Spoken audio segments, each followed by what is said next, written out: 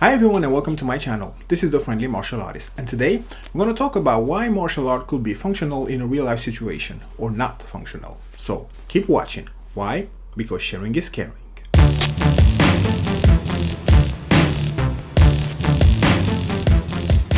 A lot of people tend to say that martial art techniques look unreal, you cannot apply this in a real situation, this won't work, etc., etc. But there is a main fundamental thing that people forget. In order for you to apply the technique, you need to set the situation. You need to have a situation where you can be able to apply the technique, because you're dealing with human beings. You're dealing with people who are moving, people who are thinking. So if I'm going to throw a jab to someone who's aggressing me in response to his aggression, that person is not going to stay there. He's going to move. He's going to try to dodge it. Based on that, I need to assess my situation in order to create a moment where I can apply the technique, because otherwise it won't happen. For example, when you see someone making videos like the ones that I do, where you see me doing combinations, like, I don't know, I go with a jab, a cross, and then a roundhouse kick. Okay, so these three combinations, in order for them to work, I need to create a situation. I need to create a momentum where I'm going to be able to apply it. And remember this, out of the three techniques that I'm going to apply, not all of them going to land their mark, because as I said before, people are moving, people are dodging, and also your opponent is not there to make you look good. Specifically, if you're talking about an aggressor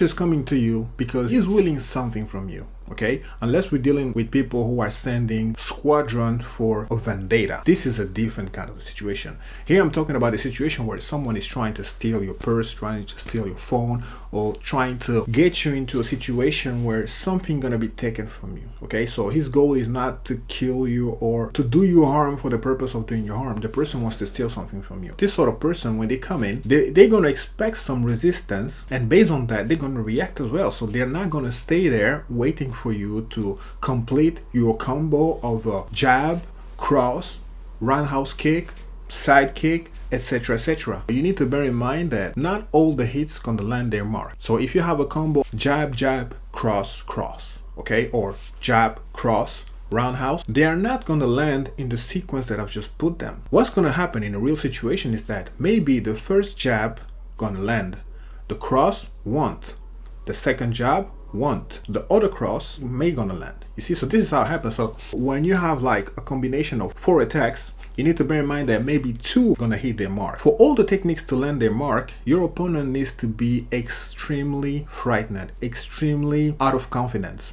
Usually it's when your opponent has lost the will to fight or to do whatever he was intended to do against you. He's lost the will to complete his mission. So in these cases, anything will go. Another thing that could work usually is when you come with a very impressive technique. So the impressive technique, in my case, for example, is the tornado kick. Even though it's a technique that works when applied properly, but I consider it one of those impressive techniques. Impressive because when you pull it to someone who's not expecting it, his reaction is shocking, because they're not expecting this sort of movement, which is very wide, it's very expansive. So when someone sees you attacking him with this kick which is spinning, it's frightening. I mean, it's impressive and it's frightening. And most of the time, people don't know how to deal with such an attack. So what are they going to do?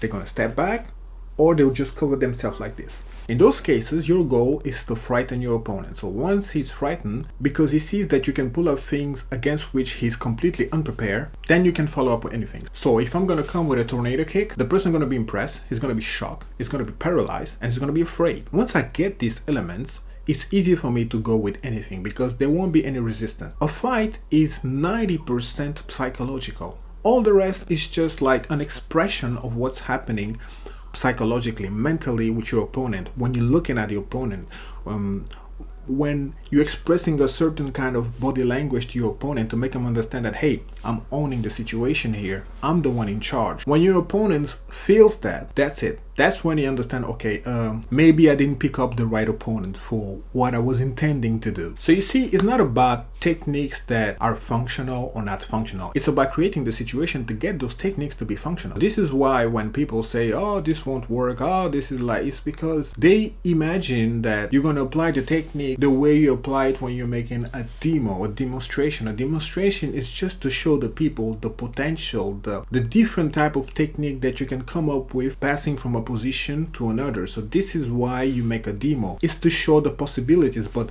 out of those possibilities, every individual gonna pick one or two which are completely different from one another person gonna pick from your choice or his choice, etc., etc. So that's why I'm saying, if you're coming with a set of 4 techniques, don't expect to learn all of them. You may be gonna be lucky to learn 2 of them. If you have a certain experience, especially in a competition, fighting, sparring, when you fight a lot, let's say you made something like 70 fight, okay, 75, that's a big number.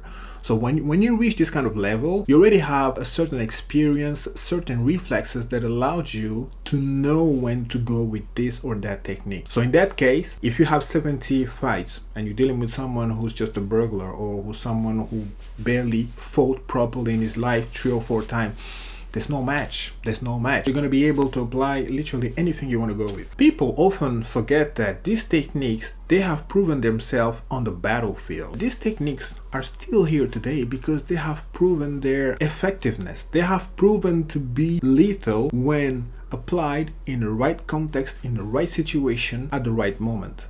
So this is why these techniques are still taught today, because if they weren't effective, no one will be teaching those techniques today. Like, no dojo, why would you teach the people something that won't work? It's not convenient for you as a teacher, and it's not convenient for your student because it's just going to get him killed. And also bear in mind that martial arts are applied also by military forces. Like if you see Korea, South Korea, the special forces are trained in Taekwondo. And in Taekwondo, you have a lot of technique that look fancy, that look movie kind of like. But those military, they know how to apply it. They know how to set it properly. And again, why are they taught this technique? It's because they work. They work. It's just about knowing when and how to apply them. Martial arts have been around for 1,000 years. They literally have redrawn the boundaries of countries. They have set the history of Japan, for example, China. I mean, all the countries where you find martial art, which are erected to a level of national monument, you can be sure is not by accident. It's because they have been fundamental into setting the shape of the history of those places. And unfortunately, a lot of people died. A lot of people died. I mean, we're talking about times where people used to fight in numbers like 10,000, 20,000, 100,000. And these people, they didn't have guns, they didn't have tanks.